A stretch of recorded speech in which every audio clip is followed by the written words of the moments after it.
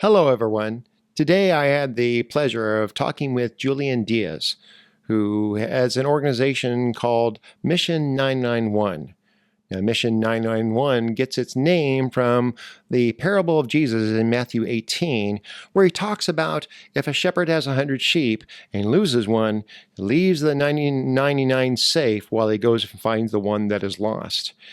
And the reason why that's named so pertinent is because this organization focuses on finding those that are suffering from the plague of human trafficking here around the world.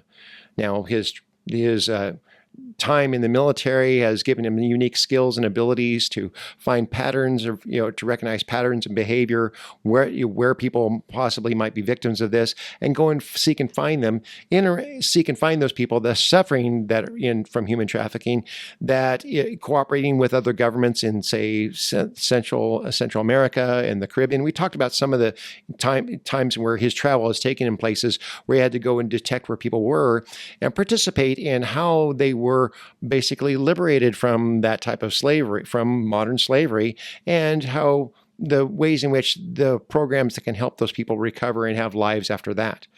We share a common, Christian focus on wanting to see people freed in this way. And so we were able to get at what are the things that are part of human trafficking? What are some of the things he's encountered? What governments can do to possibly, close the net around this even better, and maybe even parents can be more vigilant at helping make sure their children are never victims to this. Anyway, we had a wonderful conversation. I hope you'll join us for this journey.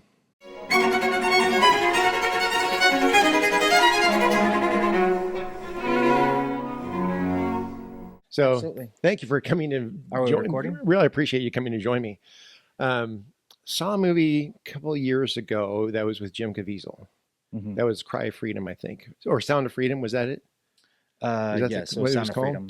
And I think for many people, that was their first exposure to how type of human trafficking, the networks that it involves, how widespread it can be, and it was a wake up call for some. Mm-hmm. But for many people, like, we need to know more, and who's doing anything about it. And I'm so glad I ran into you at the 4th of July celebration in downtown Dothan.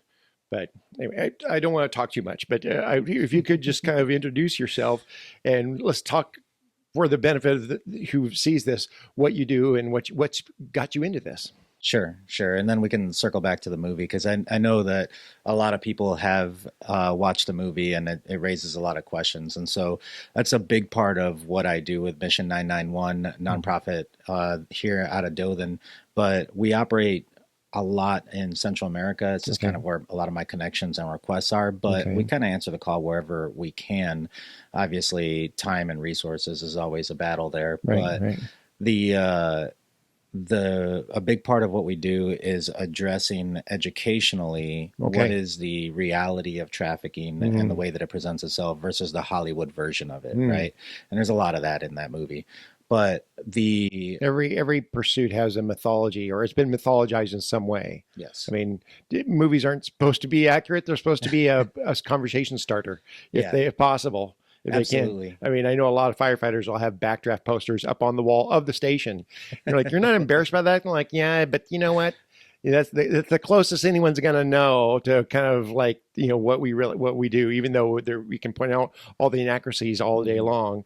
Still, though, that's somebody's going to ask about my actual job because they saw it. Right. So not to interrupt you, but that's hopefully that was a conversation starter for you. Yeah, for sure. And so with me, it's been a roundabout way of kind of answering the call and where I'm at now. And I still don't know what that looks like 5-10 years from now. Okay. Right. But with the anti-trafficking effort and all that, I was a high school kid when 9/11 happened and all that. And so I went directly into the military, and initially I was a military police officer, became a investigator for the criminal investigation division, Okay. where I did some counter narcotics and counterterrorism work and investigation there. So that's where I got started in the investigative world. A lot of what I continually got pulled towards, because I'm good with computers, Okay. was a lot of the digital stuff. I don't claim to be a digital forensics guy or anything like that, but it really got me involved in that. I did some nonprofit work back then, and it just kind of got me in the field of intelligence gathering. Okay. I later became a pilot. It's what I'm doing at Fort Rucker, Alabama now. I'm a contractor there. So the nonprofit part of nonprofit is sometimes a problem, right? So I still have a day job, but we, I got a call years ago. I was in working in the airlines, and it was somebody that knew me from that world and asked me to come and help out with it was Operation Underground Railroad, the organization that is behind that movie Sound of Freedom that you Oh, mentioned. okay. And so I just came in as a general contractor for them, doing some work and some volunteer work. And slowly that built up to where I was a country director for them. And we continued to expand on that.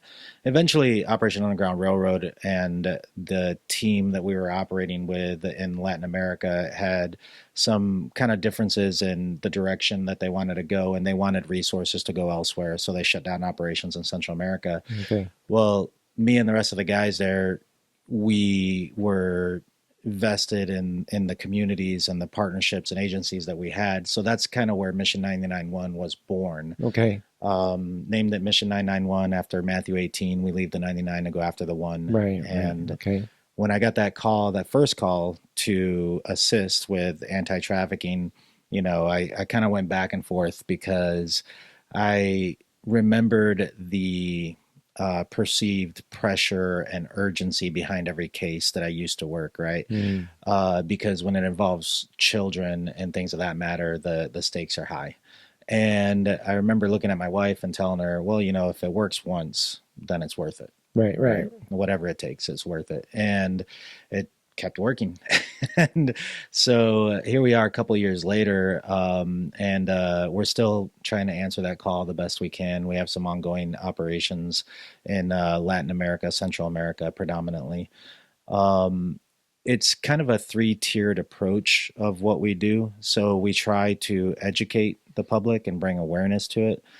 We try to train the agencies and some of the law enforcement and legal entities that work and operate around human trafficking and survivors, as well as some of what I do is the field and digital intelligence gathering still. So I'll do what's called open source intelligence gathering. Okay.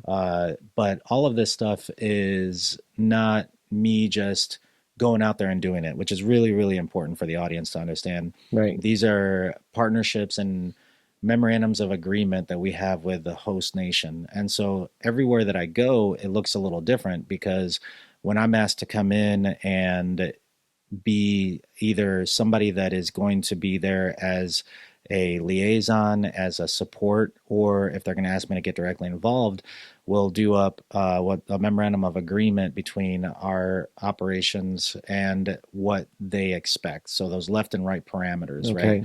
We like to have those bumper guards up, because everywhere is different, and I don't want to end up in a Central American jail any more Right. than anyone Exactly. else I mean, does. right. Because and the unpredictability of each situation has to be factored in. hmm I mean, I imagine. I mean, I think about the times I've ridden with law enforcement, how any given traffic stop is potentially career or life ending. Yeah. And so there's that level of chaos that you go, I have to mitigate that as much as possible, hmm really, in many ways. I can only imagine how that scales out for what you're doing in terms of having to interact with other governments and other law enforcement agencies, and what are the parameters there, kind of, so you Yeah. know in advance what it is, what you do, what you don't do, what their responsibilities are, what your limits are, and so forth.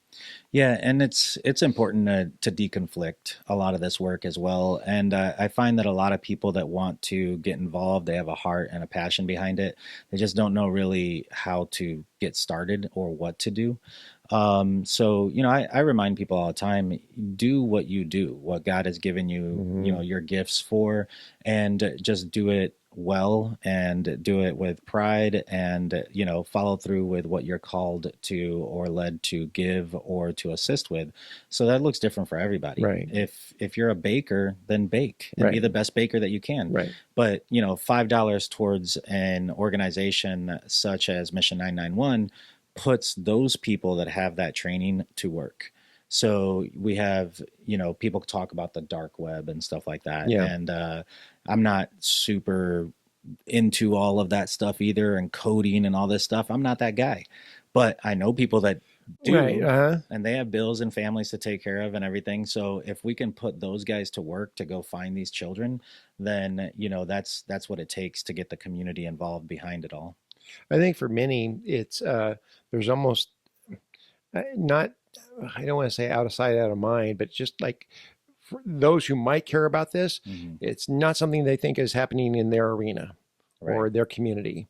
And so as a result, like it's the need is very abstract because the very same people who might go, well, that's a tragedy, someone should do something about that, they themselves will never get acquainted with that level of evil. Hmm.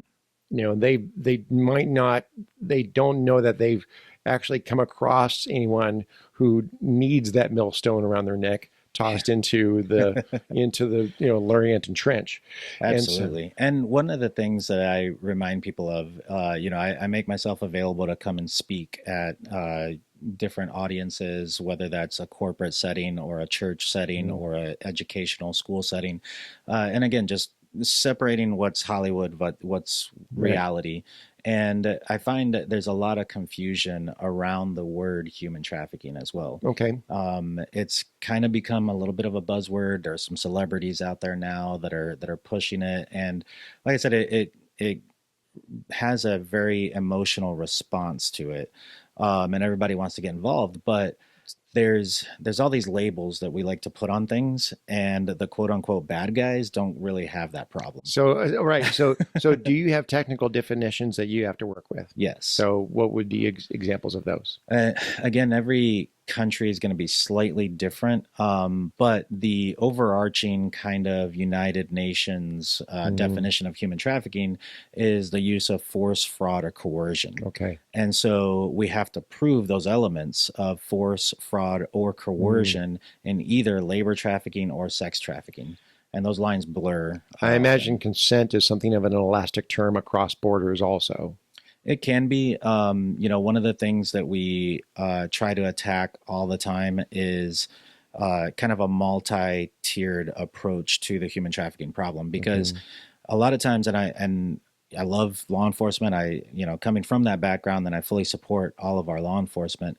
But our law enforcement people and the public need to understand is very reactionary. Right. They're reacting to the problem. And so it's just whack-a-mole. Mm-hmm. And you find yourself kind of chasing your own tail, Mm.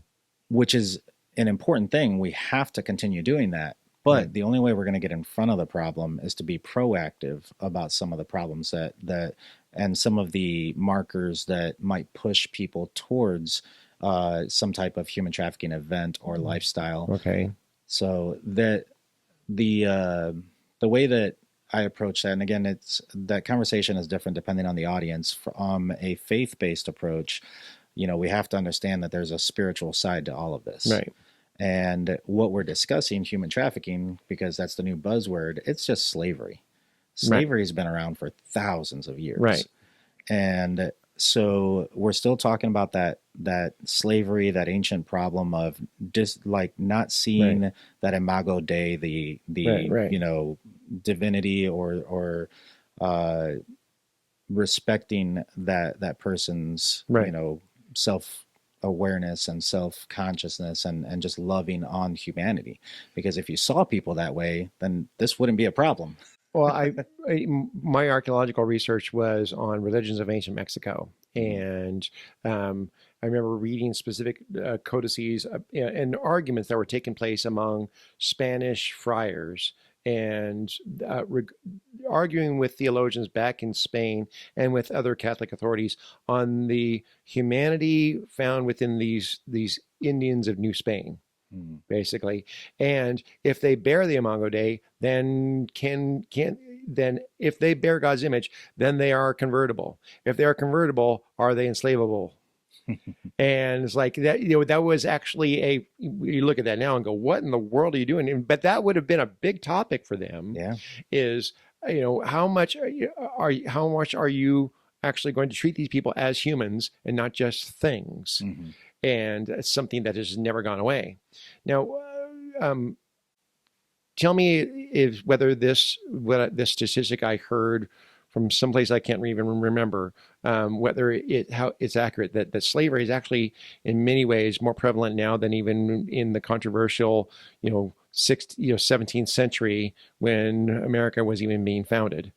Yeah, and that goes back to, how we define trafficking versus all these other things. Because it's And slavery, right? right, it's just hidden more in plain sight, Mm. So there's different statistics out there, but we're talking about 27 to 28 million people that are enslaved at this moment in some form of human trafficking. Okay. But again, you start splitting hairs on what is the definition of that. Okay. So about 6 to 7 million of those sex workers or in some type of sex trafficking Okay. industry, whereas the others are labor.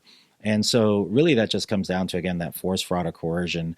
It takes many, many, many forms. A Yeah. lot of what we deal with is the sex trafficking, although we've come across, been invited into some of the labor trafficking. Mm. But does that individual feel safe to leave if they choose to? Okay. Do they have the ability to? Are they restricted by a geographic or a transportation problem or an economic problem to where they don't have a realistic choice to leave if they choose to? And again, that looks different everywhere we go. I've worked several cases, for instance, in the Caribbean and Bahamas area, where they will look at areas where there are certain women that are maybe more highly valued in these circles than others. And so some of those countries dealing with harsh economic issues, they'll send basically recruiters. And those recruiters will hire or recruit and groom these young ladies based on a job application or some type of job. So in the Caribbean area, a lot of times there's a lot of those resorts, and they'll go down and talk to these women about how well they'll be treated, they'll get housing, and how well they're going to get paid on these resorts. And they'll come in as either cleaners or some type of bartender, entertainer, something like that is the job that's being offered. But once they show up, they control their passport. Oh, okay. And now they can't leave the country. Right. A lot of times they're brought in under the pretense that, we're going to help you get established. But then it becomes, you thought that airfare was free and you've been staying with us for 3 months now. And, this is the bill, the debt that you've racked up, and it becomes a revolving door. And one of the things that, especially for parents to understand and to teach their kids, the biggest red flag that I've seen over and over and over again are the words "just this once," because that's what'll happen. Right. Just do me this favor, just this once. Yeah. And they'll talk themselves into it. Then guilt and shame sets in, and it just starts to become a cycle. Well, secrecy becomes its own thing. It becomes its own veil. And what happens is that you see this, especially with young children. Somehow they are the keeper of the secret, and they can become very fearful of the chaos that could ensue if they reveal that secret. Yeah. So somehow the chaos that would the ramifications of exposure are more fearful to them than having to endure a repeated offense. Correct. And I think that happens a lot in church. Yeah. I'm very sensitive. I've taken a kind of a dive into ways in which religious institutions are just guilty of sin. And I say this as someone who's like here in this arena, but I know that in many cases, especially religious institutions, at a certain size, it doesn't matter what size it is, it doesn't matter. Since it's a voluntary association where people providing a service people are electing to receive, that they're very scandal averse. And so what will happen is something happens with first of all, the predator knows where the prey are. And so they know where the hunting is good. And so the predator finds themselves in a situation where they're with minors or children. Something occurs where they'll say, just this once, but now you have a secret you have to keep. Yeah. So now the onus is placed upon the child to keep the secret because of the chaos that it could ensue if you reveal the secret. And then so now another, and then what happens is that at the institutional level, it's discovered, and that fear sets in of the chaos that could ensue if that is revealed. So that's how they become they're so scandal averse. That's how they wind up being secretive regarding their own, something that's happened in their midst. Rather than going to immediately to law enforcement or their standard required reporting, there's something we'll handle this in house. Mm-hmm. And people ask, how in the world does this happen in religious institutions? Why can this happen in church? And it doesn't matter if it's a small church or big church. Why does this happen there? Are they all just a bunch of pedophiles? And well, I think that fear of what might happen if the secret gets out. Will everybody just leave? Will they vote with their feet? Will our whole institution go away? Will they lose their faith and and lose confidence in everything we're doing? Well, we have to try to manage this secret now. Mm-hmm. Well, you're basically just perpetuating the child's captivity at scale. Yeah. Yeah. And I think a lot of people discredit or don't give as much credit as is deserved to a person's sense of belonging and identity. Oh, yeah. And they'll assign that belonging and identity to different things, the family, the different tribes, right? Right. And so then, like you're saying, it becomes their mission to protect that tribe at all costs. Right. And sometimes in a religious institution or even in a family institution, it becomes that crisis management every day. Yeah. And it just becomes the normal. I think that Think about a child who's going, okay, this happened maybe in-house. Mm-hmm. Something happened in the home. If I reveal this, it could break apart the home. So now they're bearing the burden of not breaking apart the home by keeping the secret of what happened to them.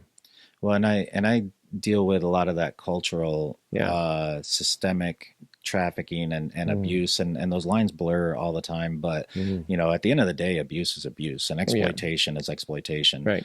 But when you have these cultures where the legal age of consent is 14, right, and you have these, elder matriarchs in the tribe, in the culture, in the community, and they see this abuse happening to a 14-year-old minor, well, they just kind of have the mentality, well, I went through it, I turned out okay, right? Right. So now it's your turn. Or sometimes they will literally go to them and they will say, like, we're falling behind on bills. I had to do this when I was young. Now it's your turn. Yeah. And they'll perpetuate that because a lot of people don't understand that familial trafficking is a big part of human trafficking as well, where individuals are introduced to trafficking very often through a family member, sometimes the mother or the father, right, or a close relative or friend as well. Because when traffickers and groomers, they're thinking that some people think they're hacking their computers and they're hacking the kids' phones and stuff. What they're hacking is emotions. Yeah. And they take over that person's emotion, their sense of identity, the isolation, and they start planting those doubts and seeding those doubts to lead them down the road to a point or a decision. And it's that series of yeses. Nobody just wakes up one day in a trafficking situation. No. And the other side of that coin is true as well. People don't just wake up as you ask a 5-year-old, what do you want to be when you grow up? They don't say a pedophile. No. No, or, I mean, right. I mean, psychopathy, can have some genetic components to it, but yet typically, for a lot of people, they wind up in a much more evil place down the road than they, intended when they started. Yeah, and it's just that series of small yeses that starts. Oh, I saw a film recently that was, for the most part, I didn't consider it high quality, but there was one performance within the film that was very well done. And I just if you could just have if the whole film could have been the quality of this one actor, and it was a film called Nefarious. Yes. And it was the actor who played the demonically possessed inmate, thought he was excellent. And a lot of the dialogue I thought for him was well written. Yeah. And one of the things that they came out, he says, most people grossly underestimate the patience of the demonic. Yep. So true. Well, he's like, we'll drag out your little yeses in a row over the course of a lifetime. Yep. And like, huh, okay. And I like to remind people too, it's not great to think about. I mean, I don't want people seeing the boogeyman behind every corner, right? But that doesn't mean it doesn't exist. Correct. You know? And, it's important to reflect on the statistics. The statistics, they're just math. You don't have to like them or not. Right. And so if statistically speaking, 30-40% of America is watching pornography or ingesting it in some way, form, or otherwise, and the numbers might even be higher now. I think the last statistic that I heard was that the average American child was introduced to pornographic imagery at the age of 8. And the fact that this is happening statistically across America, if you're in a congregation of 100 or you're in a congregation of 1,000 Americans, right, do the math. Right, exactly. Oh, I know. It's very difficult. And for us, I was talking with a young man about this the other day, because in many ways, Christian teaching on sexuality, on sexual norms, that's remained consistent. And it is not within my purview to change any of that, what the church has taught for 2,000 years. Having said that, classically, our age of abstinence, our time frame, or our shelf life of abstinence for most of human history was about 5 years. From puberty to marriage. We a maximum of about 5 years, from 13 to about 18, maybe. And that's assuming that when, because we have young people hitting puberty earlier now, and they're marrying at, legally marrying at 18 now. My grandmother once told me if they weren't married by the time they were 16, they were considered an old maid.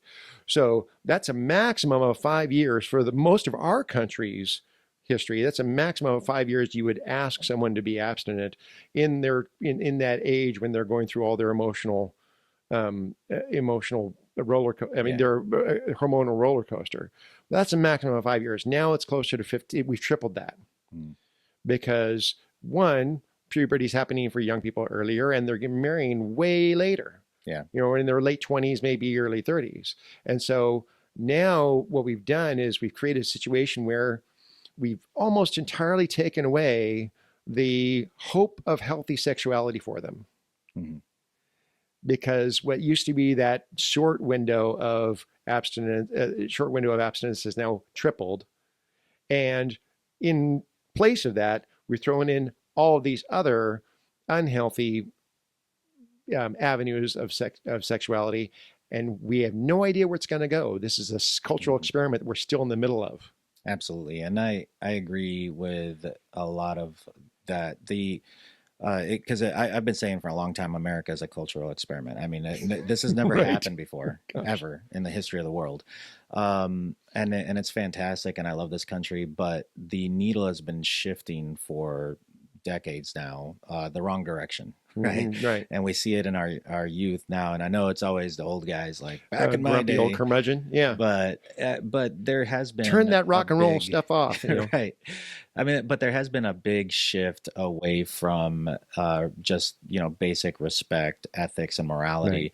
Right. And a lot of it is driving people further and further into isolation. The biggest way to identify, and of course, people can go to mission991.org or other sources like NCMEC, National Center for Missing and Exploited Children. The Blue Campaign from Homeland Security is a great one as well. Okay. Where you can get resources. The Blue Campaign is great, by the way, for anybody listening that has a business or a church or something like that. You can get educational products like posters and reporting numbers and things like that. The Blue Campaign is what it's called. Okay. So, and where would people find that? You could Google it. I don't know Google that off the Blue top of my head. campaign. It's the Department of Homeland Oh, Security. okay. So you might encounter a couple of other websites, but it's the official government Okay. Department of Homeland Security website that you're going to be looking for. Interesting. Okay. And they provide those resources for free. You just tell them what you need and where it's going, your justification, and they'll mail Right. it right to you. Right. But when we're looking at some of the stuff, like I said, the community needs to understand that interjection. So, I pay my bills as a pilot now, and in aviation, we talk about the Swiss model that leads towards an aviation accident. So every time there's an event, right? So there's a bird goes into an engine and damages it, or whatever occurs, maybe a midair collision, whatever that event is the trigger here, and then they go backwards. And so Swiss cheese, it's got the holes in it Right. and Right. stuff. Right. And they say, what happened at all of these different events for it to connect the dots for this to happen? And then we're going to go back. Is it possible to shift any one of these? And now you prevent the accident. Okay. And so when you look at individuals that have been trafficked and abused at the level that we're talking about, there was a critical cliff event in their life where they agreed to whatever Okay. event, or Right. they were forced into it. Hmm. And what occurred leading up to that day that could have been prevented? And of course, there are people listening that probably have maybe gone through that, Yeah. or they have somebody in their life that has had to deal with that sort of thing. And we're not talking about self-blame and Right. self-critique Right. Right. and all that to that extent. But as a community, where can we interject to prevent the exploitation and abuse of our minors and youth? And it's not always abuse of minors and youth. There's a lot of different ways out there. And that's what people need to understand, is that when you're talking about human trafficking, it's a business. Right. And they're going to look at you or your family. And when they make that assessment, just like any salesperson would, you want their determination to be not worth my time.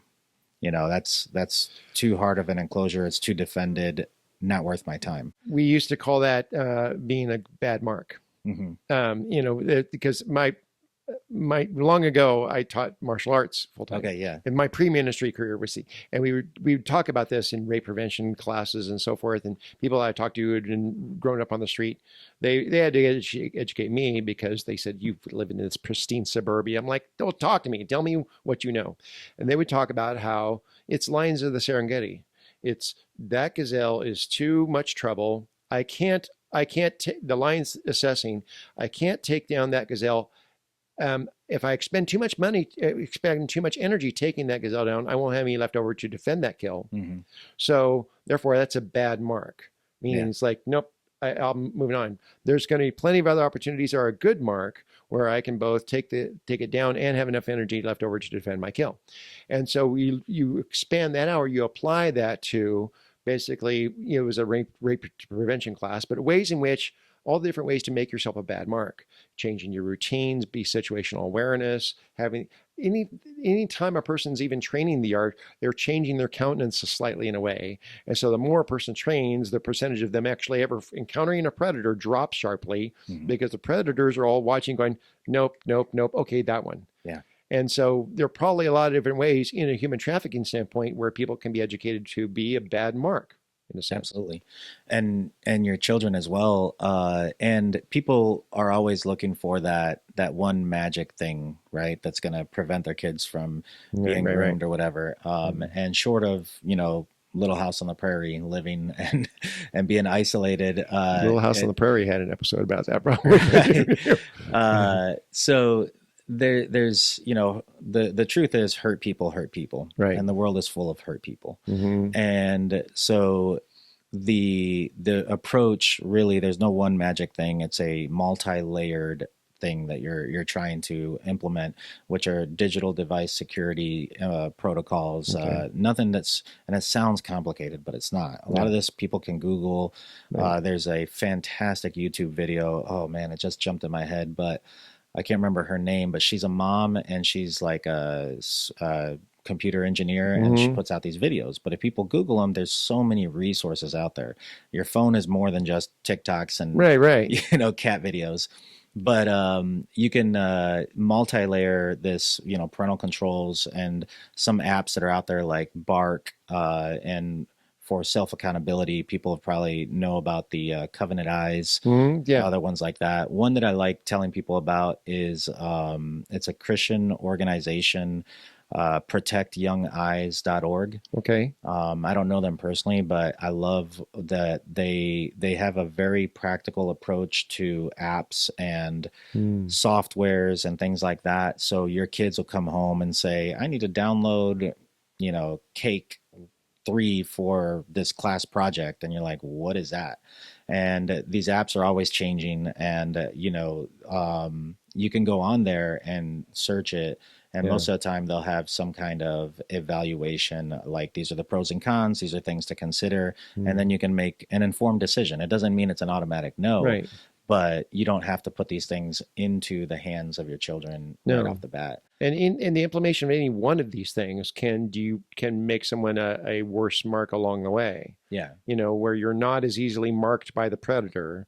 Um, I come at it from the perspective of I'm exposed all the time to people who are immersed in classical education, and one of the things in classical Christian education they're constantly asking is, I hear all those threats that are possibly coming in through the devices. Why does your child have a device again?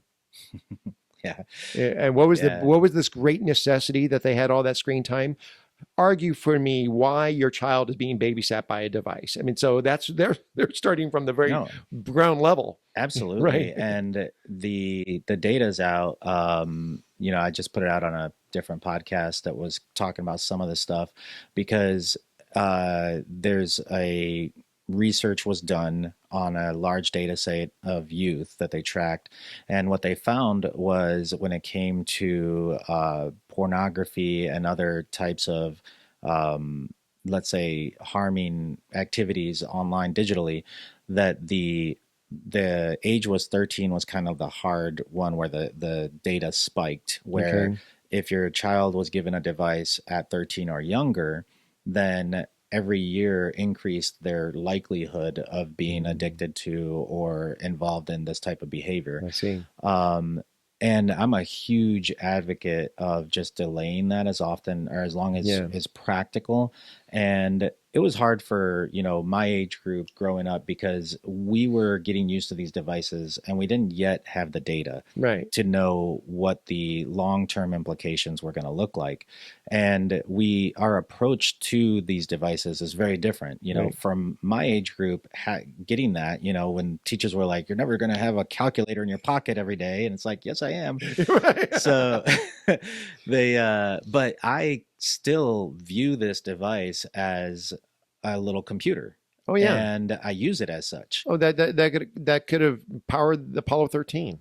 Right. Right? And just a wealth of information. And Exactly. I'm constantly using my devices that way, where younger people don't really view that device that way Right. anymore. It's the perspective has shifted. And I believe that you can absolutely teach a 16, 17, 18-year-old individual how to use a computer. What you Yeah. can't teach a 17, 18-year-old is emotional maturity, Yeah. how to use their intellect It's just and their. biology in terms of cognitive development at all, Mhm. in many ways. I mean, heck, the brain's still forming by the time we're kicking them off to college in many ways, Yeah. in some ways. It seems as though, because we all complain about, in 100 years ago, what a 16-year-old would have been doing. Yeah, I don't know that that's a good comparison because in some ways, we've almost evolutionarily adapted down Mhm. to the comforts of our society that allows our kids to mature much later than they would have earlier in some ways. I mean, I don't know.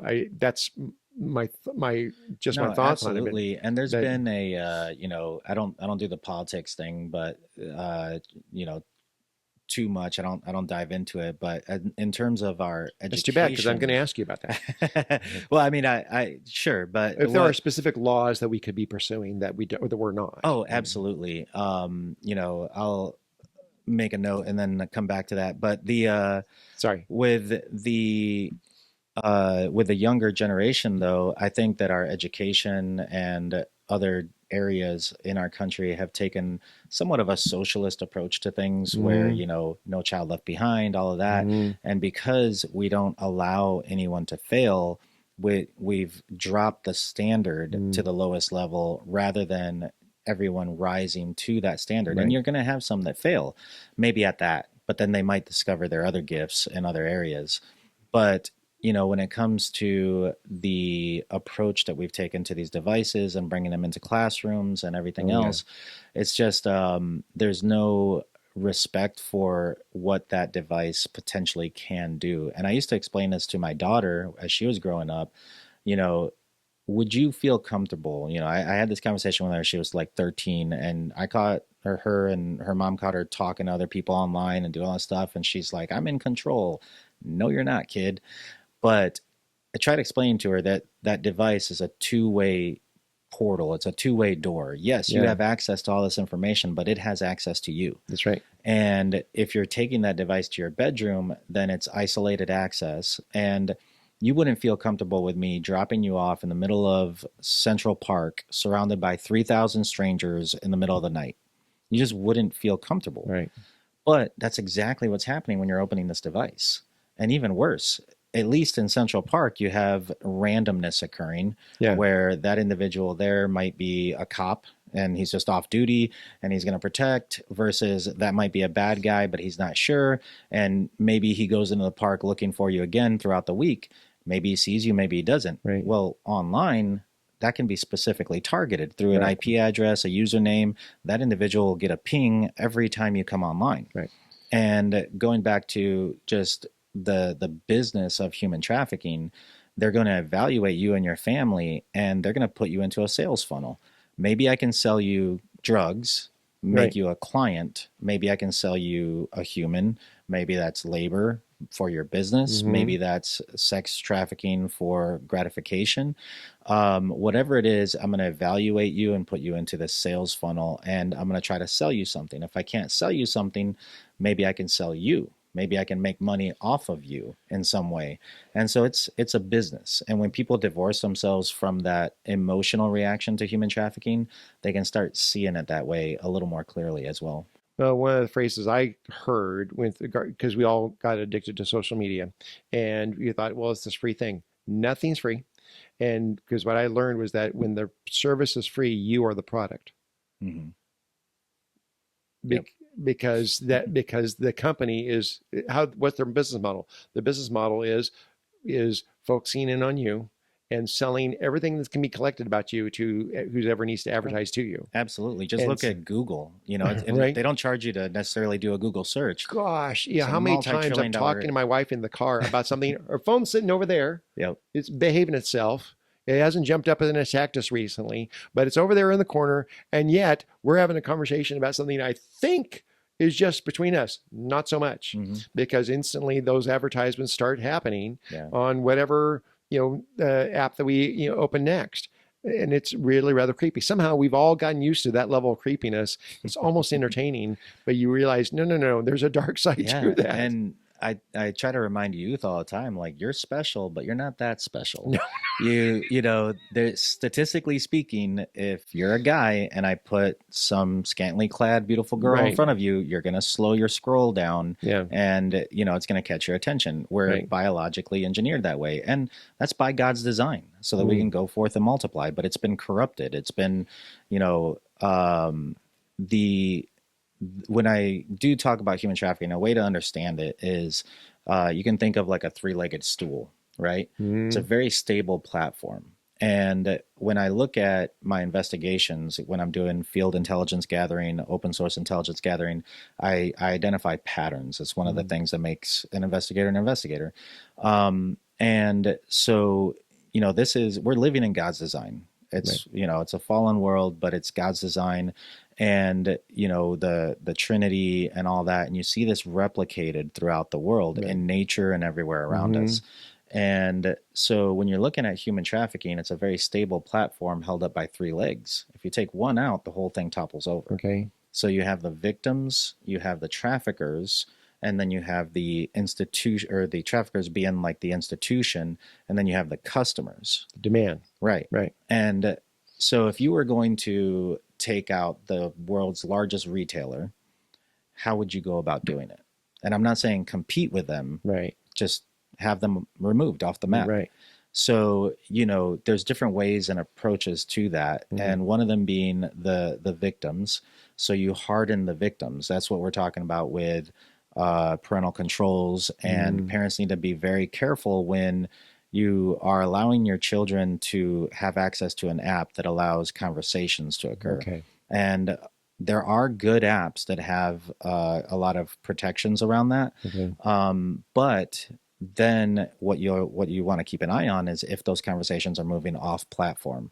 So they'll go from, let's say, Facebook, Right. which is not good. I don't want to make it sound like it is, but No. it's a bigger, well-known platform, and then they'll move that conversation to something like Viber, which is a messaging app that's encrypted and has disappearing messages. Or WhatsApp or something like that. Yeah. So if those conversations are moving, that's a huge red flag. There are that, but, and then like Candy Crush has like chat features to it, doesn't it? Almost everything does. I mean, just now. everything does. So I'm not sure how one even polices that, because there's so many different ways in which. Well, like you were talking about the sin of that permeates some of our culture and sometimes seeps into an organization. It's everyone instinctively knows that sin is more likely to occur in the shadow than in the light. So just bring it into the light. If your kids need access to a computer, fine, but it should be right there in the open with the screen facing the room. Yeah. And there's some people out there that'll be like, no, they need privacy. No, they don't. No, you don't. They absolutely do not. That's an odd. Sorry, my No computer worries. made an odd noise. But yeah, I mean, it's listening, right? I know, right? Yeah. So, bring that stuff into the light, give it exposure, and it's not going to fix every problem, but those situations are a lot less likely to occur. Okay. And then making it to where your children have access to ask questions to in a non confrontational way, to where they can bring something to your attention and not immediately get attacked. Right. And you're so dumb, why are you doing this? So there's a lot that can be done there, but schools also can implement these things. And I think we're starting to see the data come back also that we don't need all these devices in the classroom. For the first time ever, the intelligence marks across the US dropped. I think with regard to the devices, and this is just my own, my own, I'm just positing this myself, but I think the devices are parallel to how in the 20th century, you basically got an entire culture smoking. With all this, and even we can go back to our own, even the cigarette commercials of their health benefits and how people were enjoying this and so forth. It took a while for everyone to kind of realize, oh, this isn't good for us. Yeah. And so now you still have people, you still have smokers, people have freedom to still smoke, but generally the zeitgeist became, yeah, this wasn't a good idea. Even everybody was, but what turned out it wasn't a good idea. Yeah. And I feel like we're kind of in the midst of, we're still in that phase, or only now starting to realize, oh, maybe all these devices weren't the best thing. Yeah, and I want to be clear too. I'm not anti-technology, like AI and everything. There's some amazing advancements that are occurring around us, Right. But it's a tool, and the tool placed, a hammer can build a church, or it can be a murder weapon. Right, right. So in the hands of the right individual, these become, force multipliers to the type of work that we can do. What I'm referring to is protecting the growth, maturity, spiritual, emotional, physical of a child until they're at a point where they can make those decisions for themselves. You mean just remain engaged parents that aren't aren't using devices to babysit your child because you're so stressed out you want them out of your face for a minute? Yeah, and what these technologies have allowed are these groomers to throw this wide net and Oh they're yeah. just fishing. And the problem is now they can have that conversation 100,000 times an hour, and all they're looking for is that one kid. And I try to remind parents, because I get all the time, I go and I talk to an organization, and they'll Mm, say, "Oh, that's so sad for the people in South America. Oh, that's so sad." And then I go to South America, and they're like, "That's so sad for the people in Central America." right, right, right. And it's always over there. The problem is never here. No, no, yeah, it's right. And when it comes to their children, it's hard for them to see their children behaving in these ways. And Are they, groomers able to use AI to their advantage in this regard? oh, absolutely. Okay. Yep. And just like any sales funnel, they'll engage a certain conversation or script, and all they're looking for is that engagement, that response. Okay. And so these parents, it's hard to see your children that way, and I get it.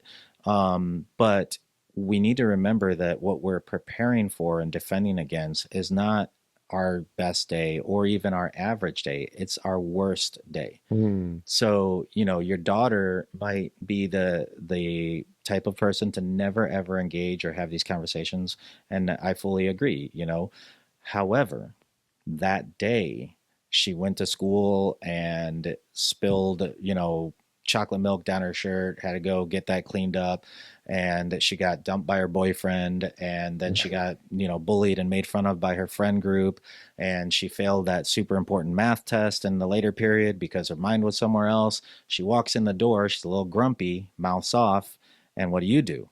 You We don't talk to me like that. That's disrespectful. Go to your room. It's a perfect storm. Oh yeah. Yeah. And then she's in her room, isolated, alone, and she opens up this device and ping, Yeah. how are you today? And the conversation starts from there. So, we're not necessarily talking about people's everyday life. It's these moments, and the same can be said about the other way around too. You're not an individual to engage with trafficking or be the customer in this case, but all of a sudden your marriage is kind of on ice, no intimacy in the last 6 months, let alone I've heard some guys Right. that Right. I've mentored 6 years of no intimacy in their life.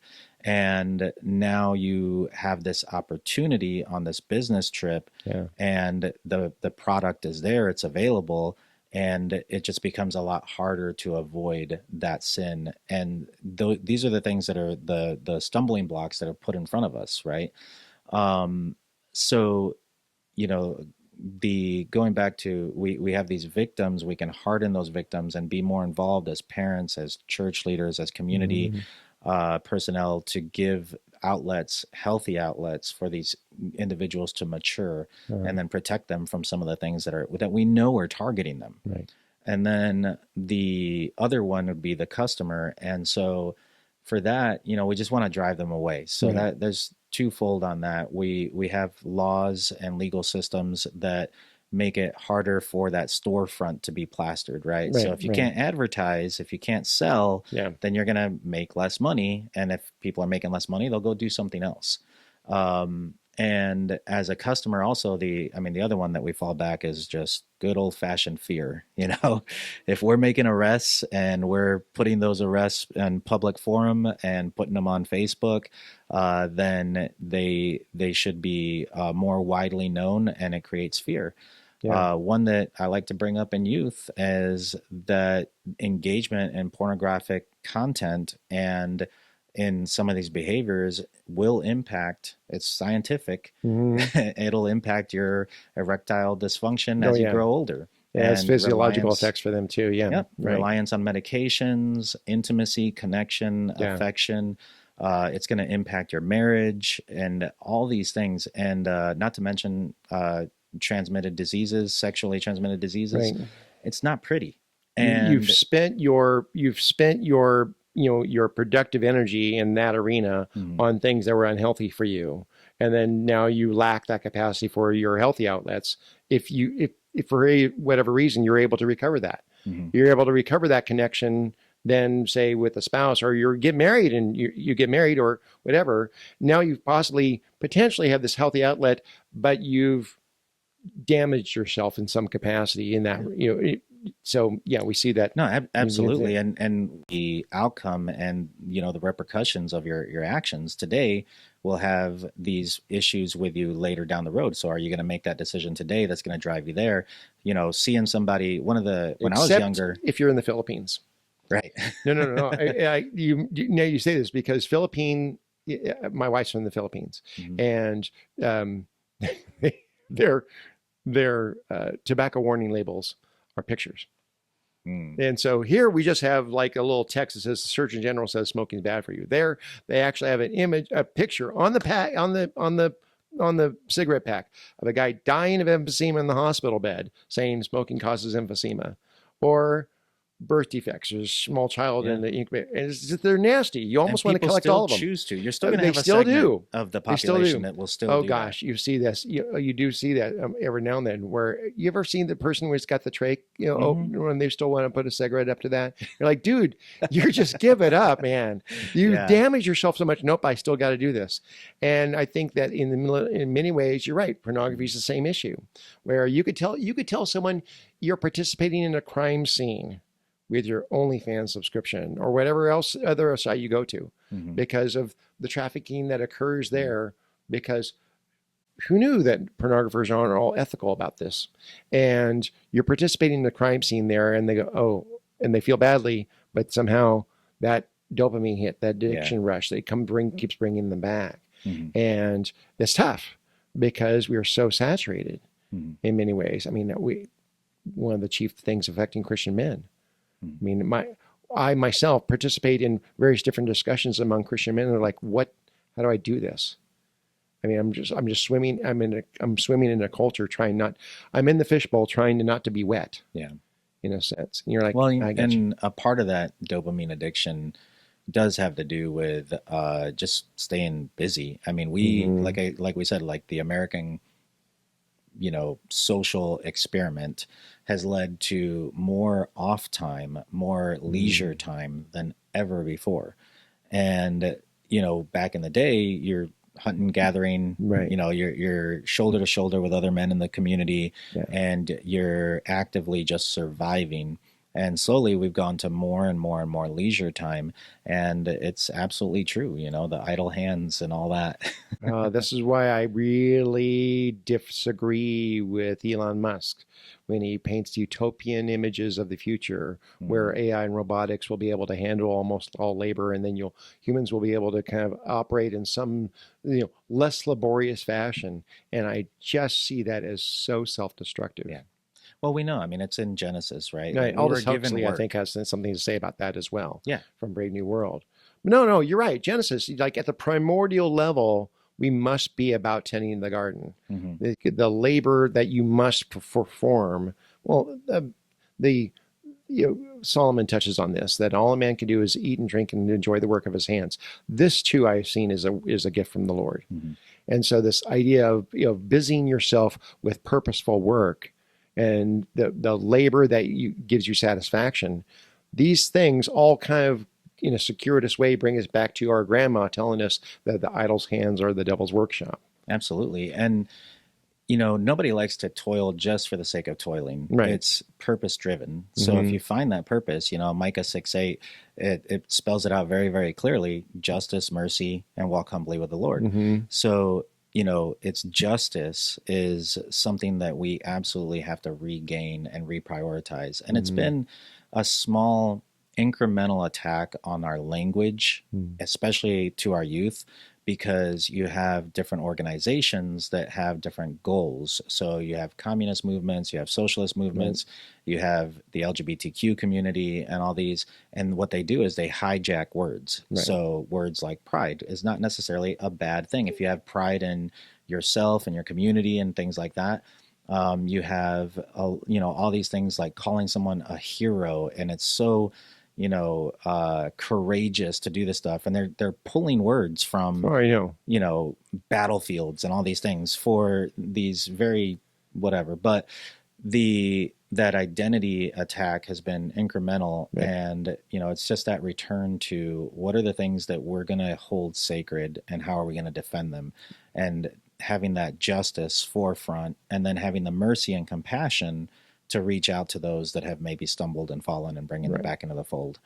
But yeah, And for the listeners looking at how can I get involved? What can I do? Mm-hmm. Again, we're looking at shoring up the victims, and that's just being actively uh, participating in your community and keeping a vigilance in your community, in your Right. workplace, in your church, and just asking the right questions, having conversations with people, Mm-hmm. and for the customers, one, evaluating how am I potentially participating in this industry, Right. because again, the conversations always go more towards the sex trafficking route because that's the emotionally engaging Yeah. one.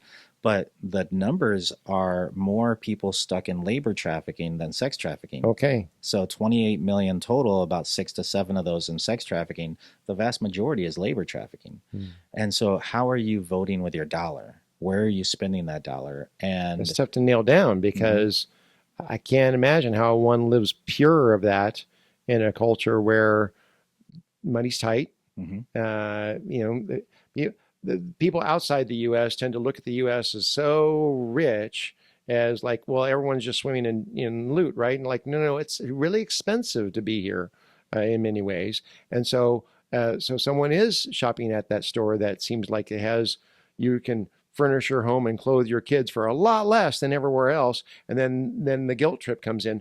You know what sweatshops are going into making that yeah, that cheap stuff.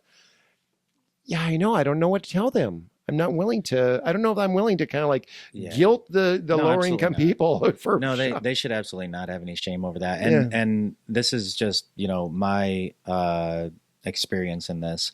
Mm-hmm. I believe that the ownership is more on the business owners than it Mm. is on the individual shopping. Okay. And so, if you're going to run a department store, if you're going to do all this stuff, you're bringing in a lot more than that person is spending at the Dollar General or Okay. whatever, right? Right. Right. So if you have, and it doesn't take much either, you look at some sheet metal company out here in Alabama, and let's say that they're bringing home a profit, individual of 100,000 a year. It's not, you're not rolling in the money, but even for that, to carve that out, the raw material plus expenses and budgeting and all that for the year, Mm-hmm. you're talking, let's say $1.5 million a year in raw material being sourced out of China or whatever. Okay.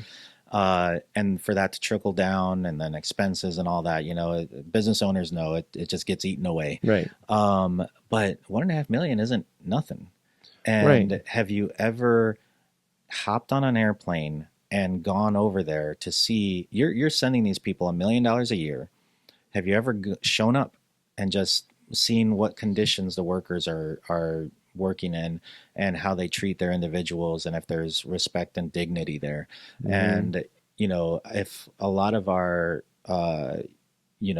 the fabric industry, the raw material industry, Mm-hmm.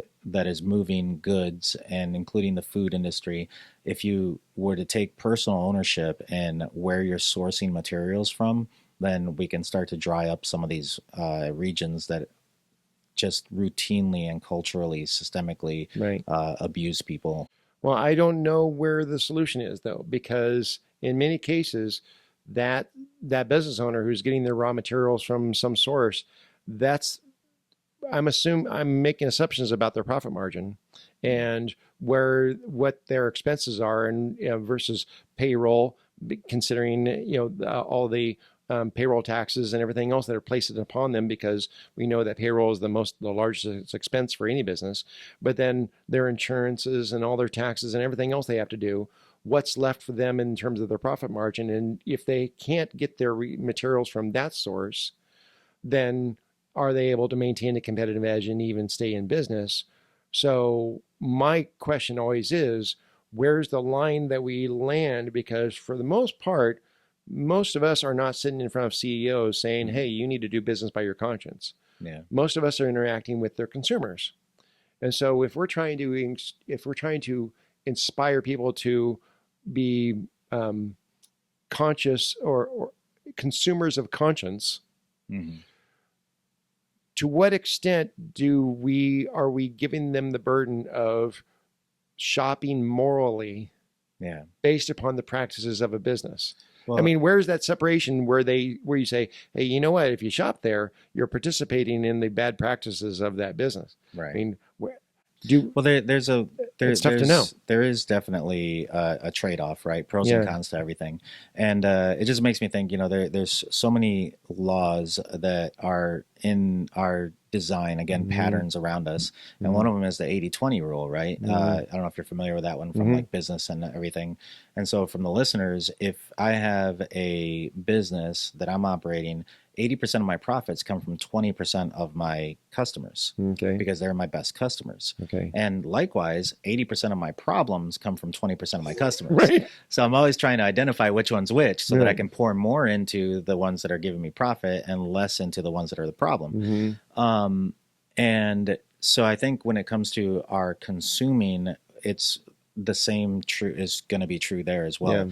There's probably 80% of our income, excuse me, there's probably 80% of our income that is being driven towards certain expenses. Okay. And so I'm not saying that you have to go and look at every single individual thing that you do, Right. but what are the things that we know that we're going to purchase every single week, every single month? Right. And let's look a little closer at where those dollars are going. What are the companies? What do Hmm. they believe in? You know, uh, I try to identify local businesses Right. and faith-based businesses, and even if it costs me a few more dollars, I like to know that I'm pouring into that.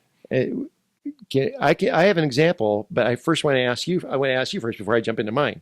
Do you have an example of when you made a consumer conscience decision, and you went, you know what, it's inconveniences me a little bit, but I'm shifting to another brand. You have an example of that? Yeah. So when I do my t-shirts and things like that, Hmm. when we're doing any kind of branding, the easy route would probably be jump on Temu and buy a bulk order of $5 t-shirts. Okay. But I will generally go and look for the American made products Mm. because for a couple of reasons. I mean, one, it's keeping the money locally sourced. I know it's going to cost me a little extra, but the other thing too is, I mean, America gets a bad rap on certain things, but people need to travel more.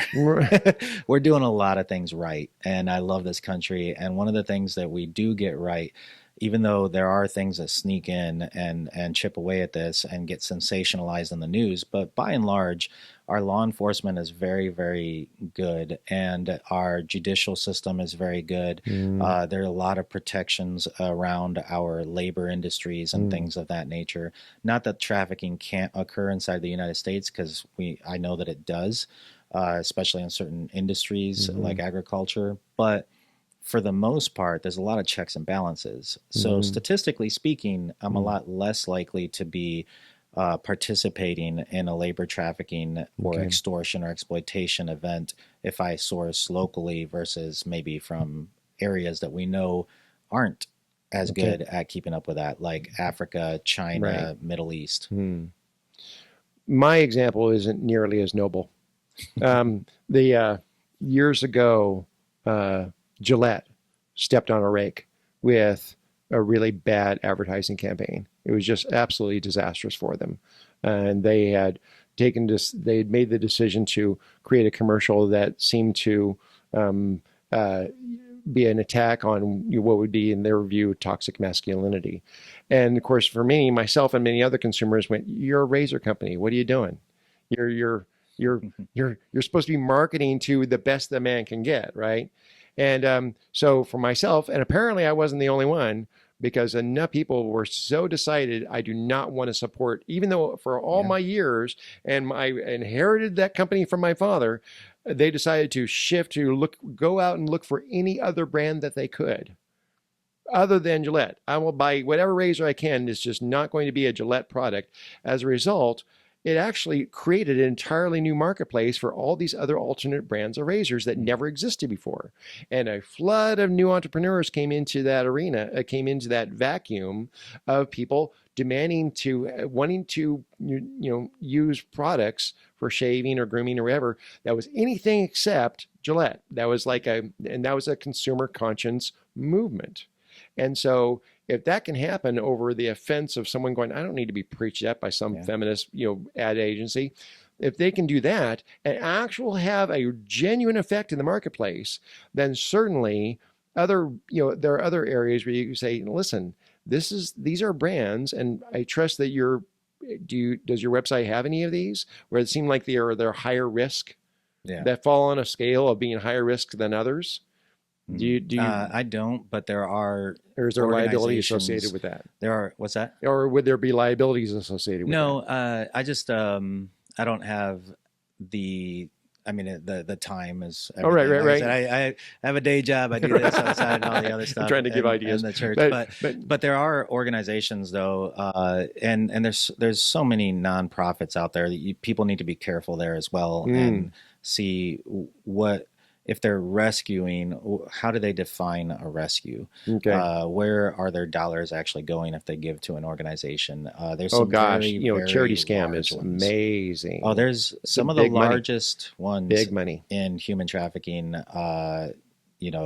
industry, because that's what it has become, are not as reputable as people think. But they just do their homework Yeah. and ask the right questions. But you know, going back to your question, we've seen so many examples of that. The Gillette one is a perfect example. There's another one was the Bud Light commercial thing, right? I never was a Bud Light guy already, but I Yeah, watched it happen. yeah. And you're like, yes, the marketplace can respond. Well, people need to remember that the politicians work for us Right. and the corporations work for us. They just don't think they do. Right. But I think people are getting very fatigued with people telling them how to think and what to do. And I think they're Good. starting to see some pushback on With that. some conscious effort, these things can occur. And but typically they've got to be named and say, hey, listen, on a scale from 1 to 10 in terms of high risk versus low risk, we grade this company as being, actually you have a low probability of participating in human trafficking. This one's a higher probability of human trafficking, and on this we can place these on a scale. No one would say we wouldn't consider anyone to be totally pure, but in terms of what we can detect, if your person's trying to be a consumer of conscience, here's some possible guides for you. Yeah. And hopefully those reliable sources exist, because people do want to try to take away the demand where they can, Yeah. if possible. And this goes back to the question that you had versus like politics, and the third part of the stool that holds up this platform that holds up human trafficking would be the traffickers, or the institution of it, right? Yeah. And so that goes into just making it harder for them to put up a billboard and advertise, making it illegal for them to participate in this, and just making the stakes higher and higher for people to get involved in this kind of behavior. And that's where you get your politicians involved. Not just the law on the book, but is it being enforced? And a lot of people, I think the Jeffrey Epstein thing has become something of an avatar. Yeah. Toward public, regarding public cynicism about government's motivation to solve this problem. Yeah. I mean, I see that. The Epstein thing immediately also, for me, I see it as a lot of people on the day-to-day, the grunts, all of us down here, the normal people, will point at that, and it's kind of the same sin thing. Well, I might sin, but at least I'm not that guy. Right. Yeah, it's always easier to, you can always find someone worse. Yeah. It's totally possible. It's very easy to find someone worse. Yeah. And so people want to look at, are the laws being enforced? And if they're being enforced, then what are the prosecutions? Like, if there's arrests, are they actually being prosecuted? Yeah. And then you start seeing the health of the system. And we're a very numbers-oriented culture. Right. And it's hard for people to see that sometimes, because when I first started operating in Central America, we were rescuing 30, 40, 60, young women and minors at a time during one operation. And those numbers started going down, and people started, and I've talked to donors that think that, we're less effective now. And it's like, no, we're not. We're actually, this is what we wanted. This might be evidence that you're making a dent. Yeah, I just recently went to a small area in off of the Caribbean, and I landed on this island off of a boat maybe 8, 9 years ago, and I was immediately met by hustlers, just street guys, and what do you want? Drugs, alcohol, women. Where are you staying? Where they would have a catalog to show you right as you stepped off the boat. Right. You tell them what you want, go rest up, and we'll Maitre bring it to d' you. with the menu. Yep. Yeah. And I went back to that same island about 3 months ago for the local government had asked me to come in and do an intelligence run on a nightclub, and nobody met us off the boat. I had to go searching for it. Okay. So I know what I'm looking at because I'm experienced in that way. So I find the guy that's kind of the mark, right? The guy Right. that's running the street. And so I kind of go by and I hit him up and we start have a conversation. He tells me where to go, which just confirms what we already knew. Yeah. And then we go there and we're doing our thing.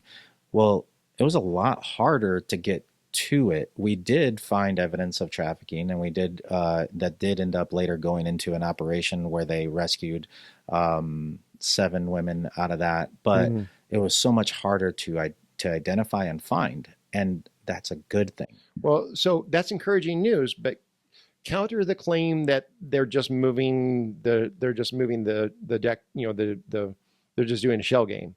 Because I mean, Mhm. I always think that I've gotten all the fire ants in my yard when I spread the special chemical, but somehow they just go to a place where I didn't spread it. So No, I mean counter that that's claim. absolutely true. Yeah. However, how bad would the yard be if you never sprayed? Right. Right. I mean, it would just multiply. Oh gosh. Yeah. So, the I'm not naive enough to believe that my efforts in this Right. are going to be the ones that stamp out slavery after thousands of years, and bigger No. names than mine have, been addressing the issue. But it goes back to the same old Winston Churchill thing. The only thing for good evil to succeed is for good men to do nothing. Right. Exactly. So we just keep at it, but But places where you would expect it to still be prevalent, it seems to be something of a shrinking of that tumor in a sense. absolutely. Okay. And at least it's going more underground. So are people going to participate? Yes. Right. But I want it to be as hard as possible for them to identify a victim. Right. I want it to be costly for an individual to go there. They might choose to go there, but I want you to know that you're statistically playing roulette here because Right. there are people that are actively pursuing you. And then if you are caught, these are the repercussions. And These are the energy they're spending consequences. on evasion is energy they're not spending on recruitment. Correct. You know. Yeah, and then for the traffickers, knowing that there's a cost to doing business here. Okay. And so in order to keep that stuff active, people need to vote. They need to go to the politicians, and they need to educate themselves on a lot of the issues out there. And I personally hate the way that we do this in America, where they put a bill up and they make it all about that bill, but underneath it is stacked 100 other bills. Oh yeah, it falls apart. And that nobody knows about. And right, because it'll get bundled with the thing you'll want to happen will be bundled with 9 other things that people don't want. Mm-hmm. And so what'll happen is good people will then vote against that bill because they're like, it wasn't a good trade. Yeah. I couldn't vote for the one good thing. This bill that has 10 things in it, I couldn't vote for the one good thing because I wasn't willing to trade it for the other 9 bad things. Yeah, and where people can go directly is NCOSE, Okay. National Center of Sexual Exploitation, I believe it is. And these are individuals that, again, I don't have every skill set. I never claim to be. So I'm glad that we can partner with all these other entities in a community, right? Okay. So I don't know anyone there personally super well, although I've had the opportunity to meet some of their individuals. And NCOSE is made up of volunteers and employees that are very knowledgeable in the legal framework of things. So I come from a operational field intelligence kind of background, military. These are the people that come from a legal background. And they're taking on, Mark Zuckerberg. They're taking on Google. They've had tremendous success at Capitol Hill, taking on some of these giants that, we wouldn't even know where to start with behind all the legal framework. And every year they put out something called the Dirty Dozen list.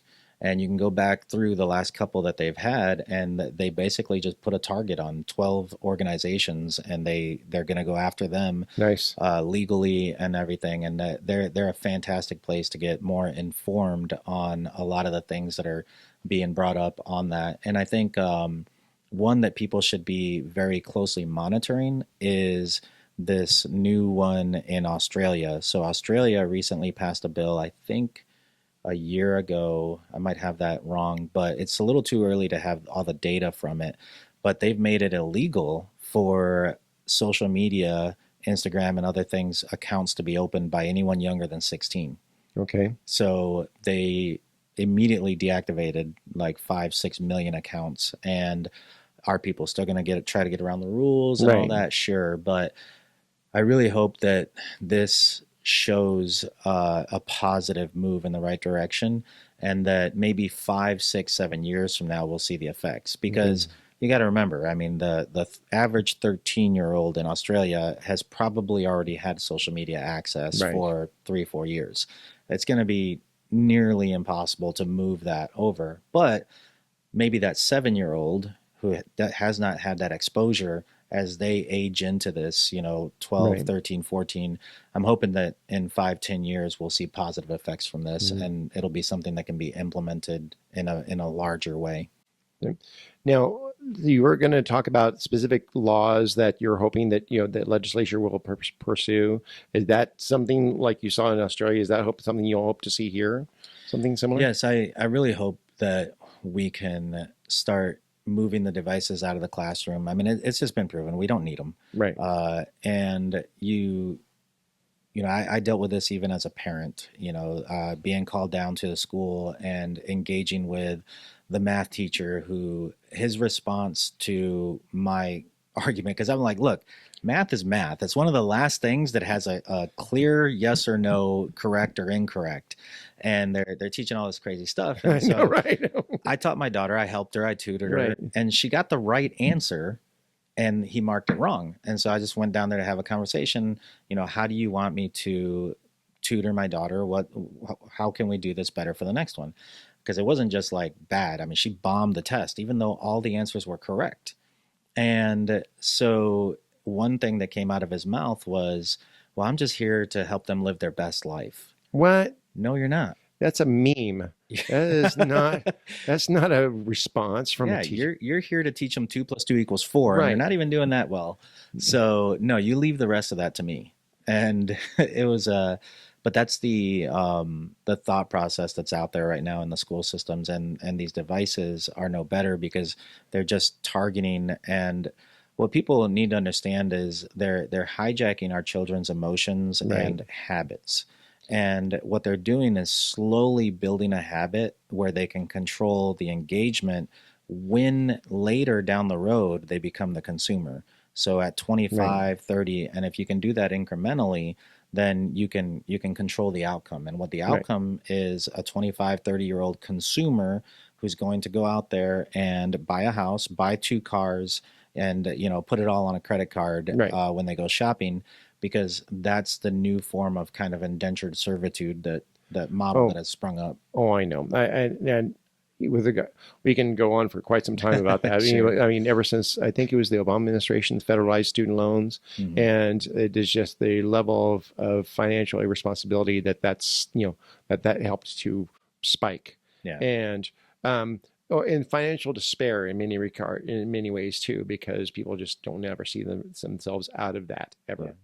But for myself, everything I see about public school education, and I want to be careful because I know that there are public school teachers of goodwill that Hmm. exist. I'm not going to say they don't, Absolutely. but at the administrative level, at the Department of Education level, even at the school district level, there's seems like there's very few decisions that they make that don't continuously argue for and remain the best advertisements for Yeah.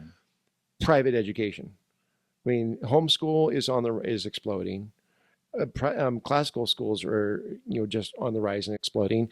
The state of Florida has really kind of expanded their voucher program. I don't know yet all the laws for Alabama, where the school voucher program has enabled a lot of new alternate schools to pop up, something of the Wild West. And so they may not all be of equal quality, but nevertheless, it's opening up a whole new arena for parents to have alternate education for their children that doesn't just send them into the public education grinder. And it seems like over and over and over, public schools are just continuously committed to being the best advertisement for private education they can. And it's too bad, because you and I probably both grew up in, schools that we consider to be adequate.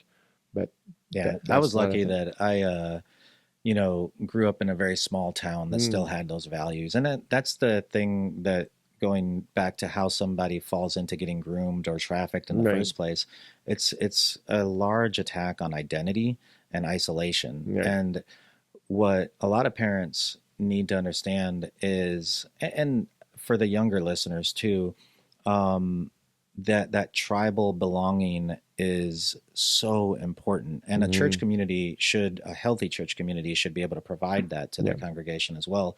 But it has to extend beyond the 1 hour meeting on Sunday or whatever. Right. Because the problem is, where I grew up, small town in Michigan, it was that ethics and morals were very uniformed across the population, the community. And so my dad would tell me, don't do that. And what do you know, old man? And then my school teachers would say, don't do that. And then I'd maybe do it at the grocery store, and the guy stocking the shelves would be like, hey, don't do that, because in this community, we don't do that. Oh, I have my scared straight moment. I mean, I was pretty young, and I got into a bit of trouble, and it tested the limits of what my parents thought they could just kind of corral. And so my dad looks literally down the pew at the church and says, "Sheriff, can you help me out?" Local sheriff of our county attended our church, and Sheriff Jim Pope says to my dad, "Ron, yeah, I got you, no problem." And I got a tour of the local jail. And he must have slipped all those inmates some smokes. I'm sure there was, because whatever he did, they were on their best acting of all time. All of them reaching through the bars. Little boy, you want to be here with me? Scared straight. But that's what happens in a community that's really tight like that, where the values are shared. Again, that's one of the things I love about Dothan. It reminds me of the hometown I grew up in many ways, because you wouldn't think that. Like, I attend church with the sheriff. I'm kind of on the borders of what I think of my son's misbehavior. Can you help me out? Oh yeah, we can help. We got you. Yeah. And and the problem with these devices now in the hands of youngsters is, you might be growing up in Dothan, Alabama, but you're interacting with someone across the world. Yeah. And now all of a sudden you have 500 people, followers, in New York City, that are telling you, no, you're fine. They're just, small-minded and whatever. They're traditional, but there's nothing wrong with you. Well, if you're a young person listening to this and you don't feel like you belong, look around. I mean, are you making an effort? Because if somebody from Dothan, Alabama, or small town Alabama, they traditionally look like, act like, dress like they're from that area, well, that just means you're part of the group. And this gets into a lot of the stuff that people just need to understand about themselves, is we are engineered to identify threats. It's what makes us the top predator in the world. And so if you look like, act like, and sound like something that doesn't belong, you're a threat.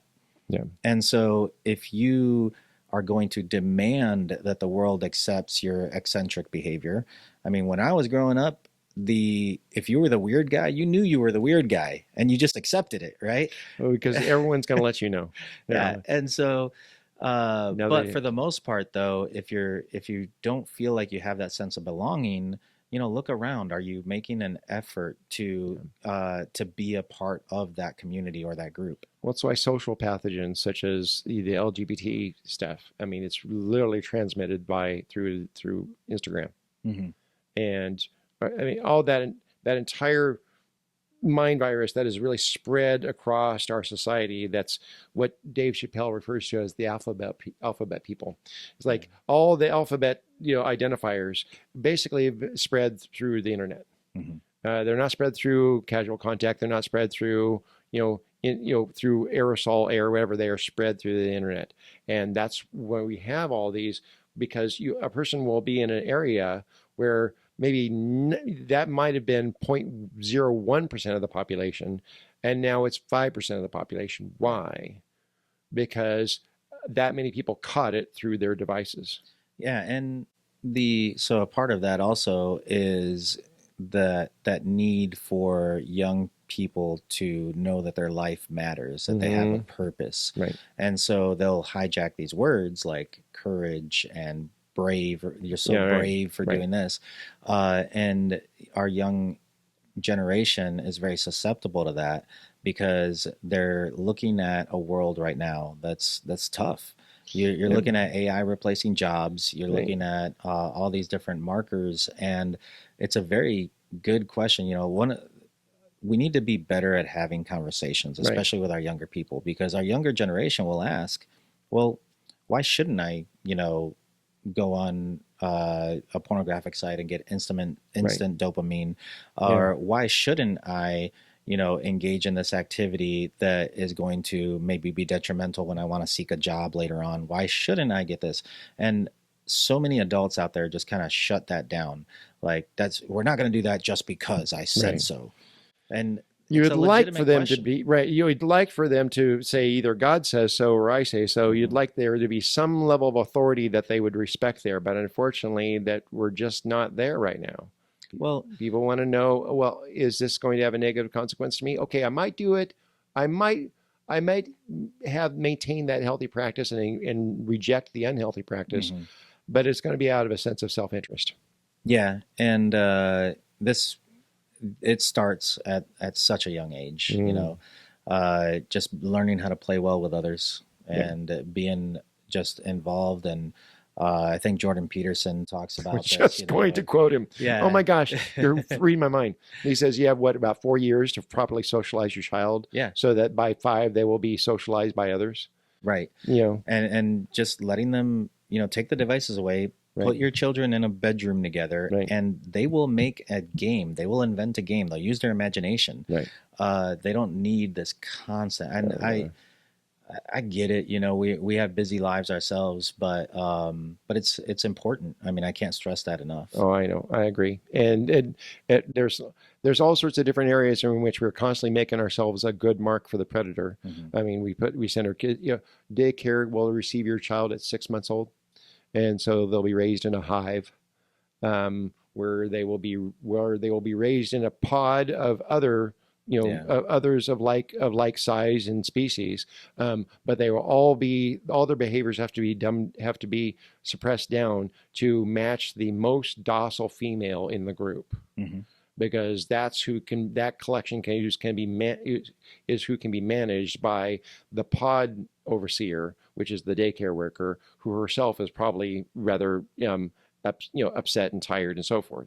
And so by raising our children in hive, especially at the earliest age, they're already used to being in a hive by the time they get to the public education system. Yeah.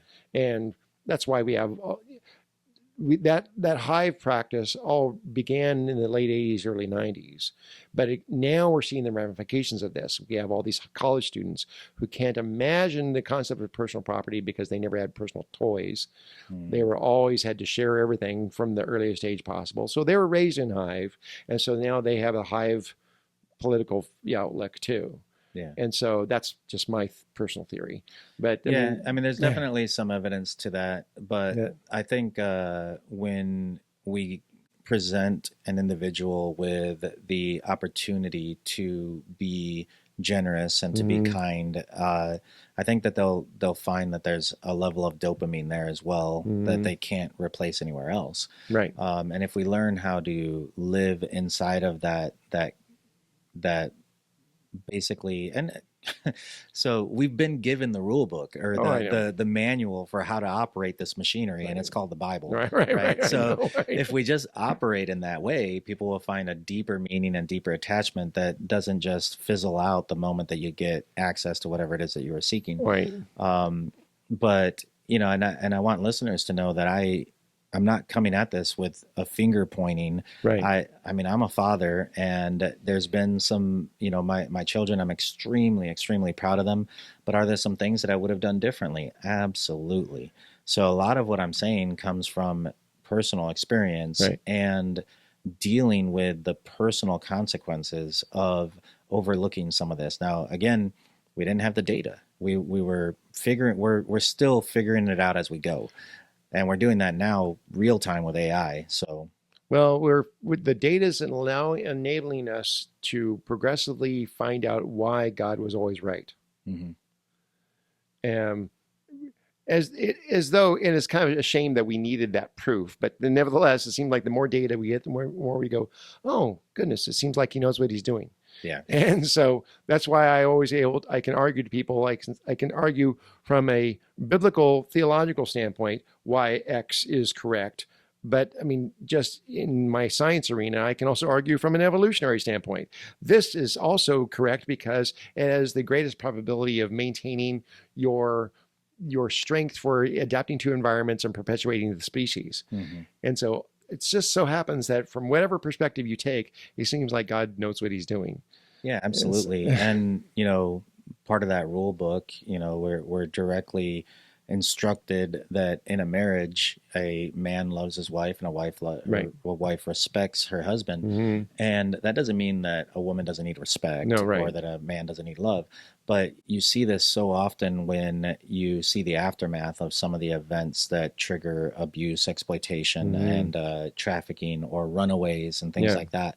And for a man who feels disrespected, he's going to go out and find an outlet. If he doesn't have personal disciplines built up to protect himself, he's going to find an outlet to find what he perceives Right. as respect or Yeah. devotion and things of that nature. And so, what better way than to purchase it Right. if you have the Exactly. financial means to do it? Right. So, that's why they are so targeted and susceptible to that level of grooming as a customer. Not that men don't also get exploited and trafficked, especially in the labor industry, Mm. but the other is true for women as well. So a lot of times these young single moms or young women, they get exploited and groomed based on that protection and that covering that they should be getting by Okay. strong men in their community, Right. in their church, and in their families. Mm. But instead, they have to seek it, and then the groomer, the trafficker, is always going to present themselves as a problem solver. Right. They are going to first Mm. and build up trust. So if you have a problem with money, they're going to become the source of money. If you have a problem with affection or intimacy in your life, they're going to become that romance, that voice in your life that's maybe the only positive thing in your world until, I see. and then there's that switch. Right. And now So, the hook's in. mhm, They don't have to maintain the incentive has basically gone away for them to be persuasive anymore right. because they're hooked.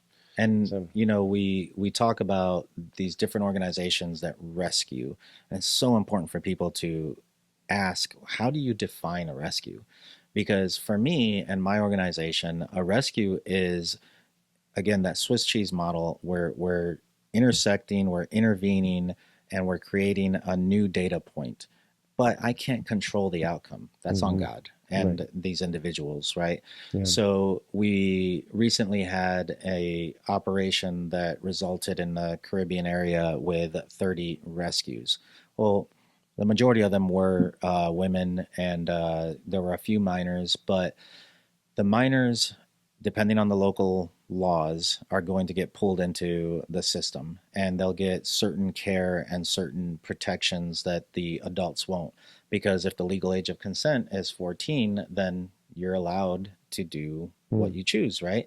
So that person might choose to get help, mental health, physical, and maybe some uh, job advocacy and things like that to help them get their economic situation better so that they don't have to continue to work in that area or present themselves and be vulnerable to it. But it's not up to us. They might choose not to. That's true. And so that to me is just about becoming that intersection, that roadblock, separating them from the traffickers and giving them the opportunity. Yeah, What they do that's with that true. opportunity is not up to me. And That's we do right. see it a lot of times where they go right back into the problem because the underlying issue hasn't been resolved, the economic issues. And it's very, very difficult when you start talking about victim aftercare.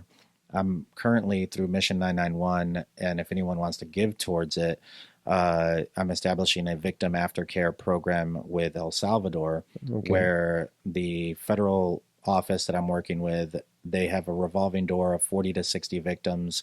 Usually, about a third of that are minors, and the majority are women. But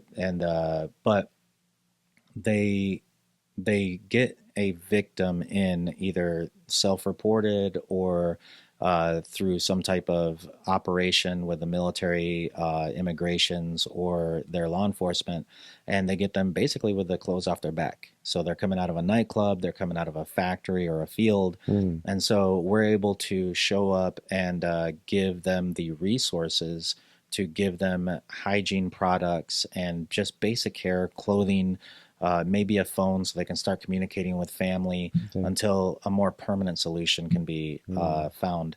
What they've found is that that victim is more likely to follow through the prosecution process if they're able to meet them with that up front because it builds trust. Okay. And it's just the right thing to do. Right. And Exactly. the long term is getting them the medical care and the training so that they can go get a job.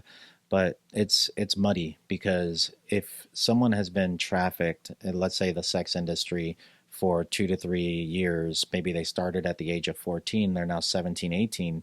Usually they're going to have 1 or 2 children from that, which becomes leverage points for the traffickers as Right. well. And we get those are dependents, and they're basically anchoring them into that negative arena. Also, probably. Yeah, and controlling the child as well, and maybe that's going to become product down the road for them. Okay. But they also come with a lot of physical problems, maybe some transmitted diseases and other things like that, and they are going to have a lot of trauma and mental health requirements as well. Right. So it's just meeting them on that ground, and that's the long term. When people talk about victim aftercare, well, what is the follow through Right. on 6 months, 6 years down the road? Are we actually staying with and partnering with these individuals, connecting them with some churches and other Right. things like that? So we have that program. That's a tough going thing right because now. you can have like, okay, you're free to do what? Yeah. Great. I'm free of this captor, but now I'm in this arena of chaos where I don't know what happens next. So that's where the aftercare comes in. Absolutely, and that's so huge, and there's opportunities everywhere. You don't have to go far to find hurt people. You can find them right in your backyard. So we're actively building up that program with El Salvador, and in the next couple of weeks to months, I have an operation going to Haiti as well, where Haiti's chaos, it seems. It is. Oh my gosh. And just trying with the United Nations and other things like that to build it out to where once stability can be implemented again. It's so hard right now because you could point and say right there, but there's no law enforcement, there's no judicial system to prosecute. There's just, it's in chaos. But the rising cultural issue right now is the Rostovac system of child servitude. Okay. And it's easy to point the finger as an American, but if your options literally are allow my child to starve to death in front of me, or committing them to basically indentured servitude, they're dropping these kids off with wealthier individuals that are promising them education and promising them other things. And it's a cultural system. I'm not going to say that it's necessarily right or wrong. The Haitian people get to do what the Haitian people would like to do. However, it's just so primed for abuse and exploitation. Right. And it happens often where these children are dropped off because of these economic means. And if the child is educated and the child is taken care of and all of that, it works out. But is the child able to leave if they choose Right. to? Is the child actually being prepared and trained to become a self-aware, self-independent adult, and or is the individual now taking the child and doing the Harry Potter thing underneath the broom closet? I mean, and able to leave is something of an elastic, phrase also because, like, well, kept in a compound with men with guns. Okay, no, they're not. But then to say maybe oh yeah, you could walk away, but out there is starvation. Hmm. Choose wisely. Like stay here and undergo whatever horrors that they have, or go die of starvation because there's no resources out here and you know it. Yeah. And so that's also something that's a economic prison of hunger or whatever, Hmm. and fear of the unknown. And so like better the devil you know than the what you don't. Yeah. So I can't imagine all the different Absolutely. things that they face. And I'm going with a larger group, Yeah, some partners. I don't know. I don't have specific permission to mention them, so I won't. right, I understood. But they're larger organization that's going to be partly bringing the gospel message to the Okay. region, but also some medical care and other things like that. Like we're not directly involved in that, but we can provide the atmosphere for that kind of thing to occur. So Our denomination has some missionary activity mhm, taking place in Haiti, and but my bishop, who is that's our international province where he goes, talks about some of the challenges they face because mhm, of the lack of infrastructure and the ways in which trying to navigate all those those challenges in a pretty chaotic environment. Building a church, what resources can they leave there? What's going to be gone the next morning? But when if they try to build up a church, will it be completely looted by the time they come back to build anything the next day? It's a real challenge for them in it terms is. of when he can go there and what he can do. But I can only imagine how that arena, especially if you have chaos like that, lends itself over to those children Absolutely. at risk. And and a lot of what I do is little one-offs where people invite me in or an agency or partnership to do these spot checks or collect data points Mm-hmm. on an individual, an organization, or a business. And to that point with what's happening in Haiti, I was in the Dominican Republic doing that based on someone's ask, checking out a nightclub, and I was there with another individual who he's not new to operating like this, but he's new to the human trafficking thing, right? Mm-hmm. And so we were there and we are in the nightclub, and he was a little bit confused because he's like, yeah, it's a nightclub. I mean, some shady stuff is happening, but it looks like a nightclub. And I'm like, no, there's more here. So we came back. And then the individual asked me if I wanted to build up a little bit of trust. And they asked me if I wanted a tour. Sure, I'll take a tour. And they take us down a back alley, absolutely no billboards, no advertising, no anything. There's another nightclub behind there that is not so well advertised. And of course, that's where everything was occurring and where the trafficking was just openly presented, just like a catalog. I see. And again, it's just stripping all the dignity from these people and just presenting them up Yeah. as product. Yeah. But we go through all that, and he was just like, "Wow, I had no idea all this was happening Yeah. right here in front of us." And it really is. It's beneath the surface, but just barely. And then so the next day I told him like, all right, well we did what they asked us to. Like we can take the day off. We can enjoy ourselves. I mean, we are in the Caribbean after all, right? And I love the Dominican Republic. I really do. And I will say to their credit, they are one of the most active and proactive agencies that we work with. The country of Mm. the Dominican Republic has a very good anti-trafficking unit. But the demand is just so big Oh in the gosh. area. Yeah. But That's one of the reasons why I always ride with law enforcement is because I know that my naivete is a recurring problem. yeah, I mean, it's like well, a street smarts I think is like a muscle that can atrophy sure. if you haven't been out for a while. And so what I'll do is I'll spend time riding with law enforcement, and they'll point out things to me like I would never have noticed that. Yeah. Like, oh yeah, I know, but that's what's going on here. Like, Well, huh? that's like this guy, we're sitting there, we have a nice lunch and we're sitting there just families playing right there in the Uh-huh. beach and kids running around, open, resorts that you would go and, take your family to. And you should. Again, the boogeyman isn't behind every corner. Right. But I see this guy coming in towards me, they're selling the tours and all that stuff. And so I look over at my buddy and I was like, so like it's up to you, but Yeah. are we working or not working? And he goes, well, that's what we came here for. So this guy comes up and 2, 3 questions later, he walks us down the beach, sits us down at a bar, and about 15 minutes after that, now we have a 14-year-old and a 15-year-old Haitian girl sitting right there with us. Hmm. And now we're conversing, and of course we could, but we have our protocols and all that. So we're just gathering information, and certain things are starting to come out of the conversation that my friend is just not picking up on. The fact that these girls told us in passing, I came down here to shower up, and then, they told us that we could meet some friends and all that. And so just put it together. They're walking down in the morning to bathe in the ocean because they have no running water. Hmm. And the clothes that they're wearing, the, beach outfit is borrowed from the trafficker. They're gonna take it away from them as soon as we leave here, and so it's every element of control Hmm. and every element of that force, fraud, or coercion is there.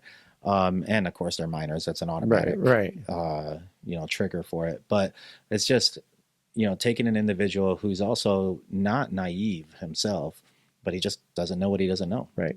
So your past and your work in CID and especially your time in the military has kind of gave you all the tools in many ways that you bring to bear. But that could have been put in service of any passion project. Mhm. Was there any particular catalyst that moved you toward this one? Well, I mean, that's a great question. I initially, I've kind of always just had an aversion to evil. Mm. I mean, I Okay. really have. And I grew up on all the stories, the books, and I was always drawn to the protector who was a little complicated, right? The Dark Knight and Right. the Drizzt Do'Urden and Aragon. They're going to protect. They're going to help. They're going to do the right thing, but it's always a little complicated, Right. Right. Right. and because that's just reality, and we struggle with internal and external things. But uh, lies and like open evil and exploitation of others has just been something that's always bothered me. But the way and where I grew up, I initially thought that the great evil in the world was drugs, because Okay. seeing the effects of addiction on families Hmm. and things of that nature. So I initially just wanted to do counter narcotics because I thought that was it. And so I waged a one man war against drugs, and I got my butt kicked.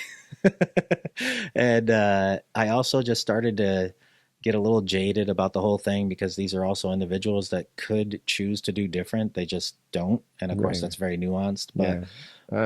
um, I get where that's coming from. I do.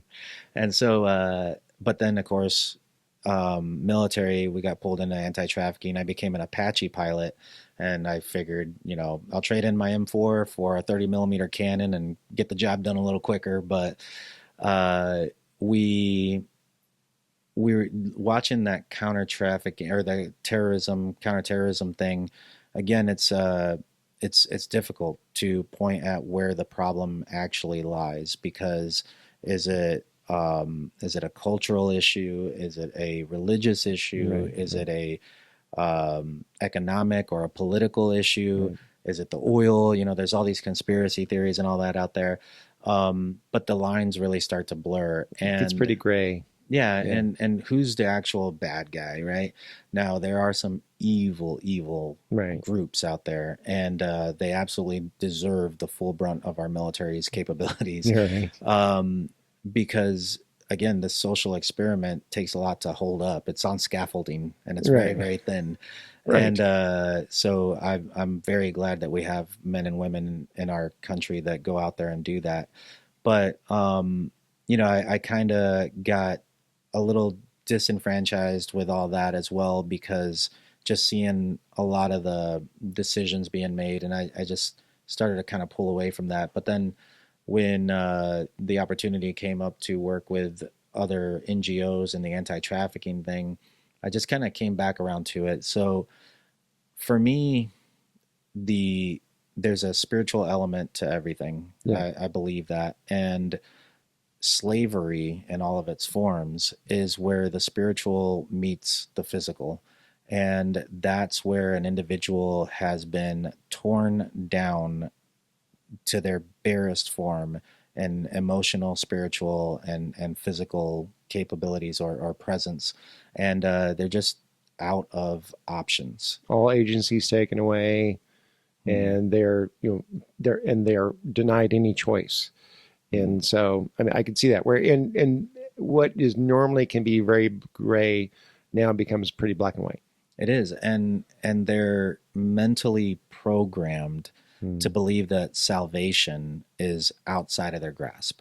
Mm-hmm. So I just felt like all the different problems. There's so many problems. There's world hunger. Right. There's there's narcotics and addictions and all these problems, but they really do all circle. They circle down to this point of slavery and just the imprisonment of an individual. And we're not talking about metal shackles, but they're just as real, Right. mental and emotional, and just reminding someone that they're worth fighting for. Right.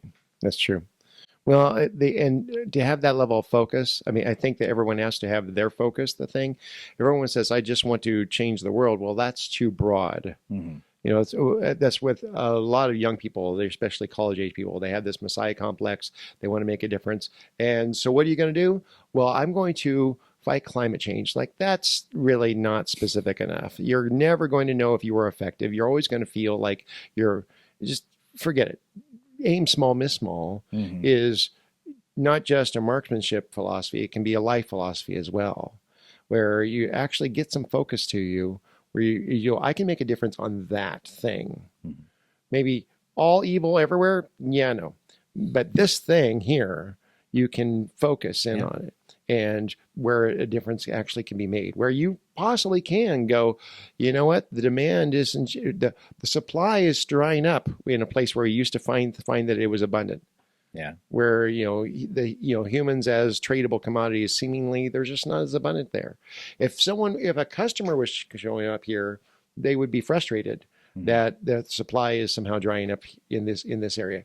You can have some measurable success also. Absolutely. And, that reminds me of a gentleman, remarkable individual, older man that wanted to get involved. And he didn't have a lot to give, but he did give, which is always something that I'm incredibly humbled by, because he didn't have a lot, but he wanted to contribute. Mm. And we are sitting down. I would make time to have coffee with him, and we'd talk about things. And because he also had traumas in his childhood and things Mm. like that, he had some skin in the game. And so he just felt like he should be doing more and doing Mm. more. And talking to this individual, he was into art, and so he would run a biweekly community event at the community center where local youth were able to come in and do art with art supplies that were donated and things like that. And he'd just sit down and talk to them and stuff like that. I'm like, dude, you're doing it. Like you're actively doing it. You're providing a space for the youth in Right. your area to come and report and talk if they're being abused, if they're being neglected or anything like that. They have an outlet. They have a trusted individual that has their best interests at heart, and you're providing them a space away from the areas where they're being groomed digitally Mm-hmm. or not, and exploited. And so you're doing it. You're a part of the ecosystem that's Right. there to fight this trafficking, right? And I think that people need to know that they can be very effective with what they've been given, right? So if you're a school teacher, you're in the fight. Right. Does this fight have any? Is there any ways in which your families had to navigate you being part of this fight, and where you go, yeah, they've had to kind of like, you know, kind of have some courage about this too? Yeah, absolutely. Obviously, travel has always hardened any Hmm. job that you travel and stuff. But the they've kind of one thing that I saw with my children was when something is normal, it's not as scary. So they were actually a little more engaging than they should have been in certain things because they just weren't as nervous about around those topics. And I think they always had this umbrella thing that like, oh, dad and uncle so and so. So a lot of my friends are uncle so and so. They're pretty capable individuals. They're just gonna come get me anyways. Right. And so we dealt with some of that, but I've always been, I mean, it was learned through training law enforcement and military and all that, but I've always been a very compartmentalized individual. Okay. Yeah. So I try real hard to, when we talk about undercover work and intelligence gathering, there are different totems that we use. And so, there's certain things that I do to prepare myself going Right. into some of this because you can't clean out a horse stall without coming out smelling like. No, you can't. But that is one of the big challenges that a Mhm. lot of marriages face in, say, law enforcement and fire service, because that those families, the spouse, children, whatever, they're just like, "Well, Dad, what do you do?" And you're like, "How was work?" Uh, Fine, it was good. Yeah. And eventually they're like, "We don't know anything about you." It's like, because I don't want to bring work home. You don't understand. I really want to leave it there, but we still want to know you, Yeah. and your work's a big part of you. And so the successful ones figure out how to navigate that. Yeah. And So, I have I think a problem nowadays for a lot of people is that they especially youth, they've been taught that you should have this friend that can just do everything. Well, I have my friends that, right. No, no, I'm no. gonna call over if I need help with my, transmission or something. Right. And I have my friends that I'm gonna call if I need to go do something else. But I have individuals who are part of this and have similar experiences and Hmm. stuff. And Yeah. so I can take the mask off with them All right. and we can talk. And my wife is amazing. She's very she trusts me to go in and do the right thing Right. because and it's not necessarily something that either one of us necessarily want. If it was up to Yeah. me, this guy would be living in a mountain in a cabin completely by Right. himself. Right. Like, But a lot of really smart wives will tell, like you said, they'll tell police and their firefighter or police husband, they'll say, do what you got to do, take care of this business, mm, crack that relief valve open that you need to with your peers, and then come be with us when you're yeah. here.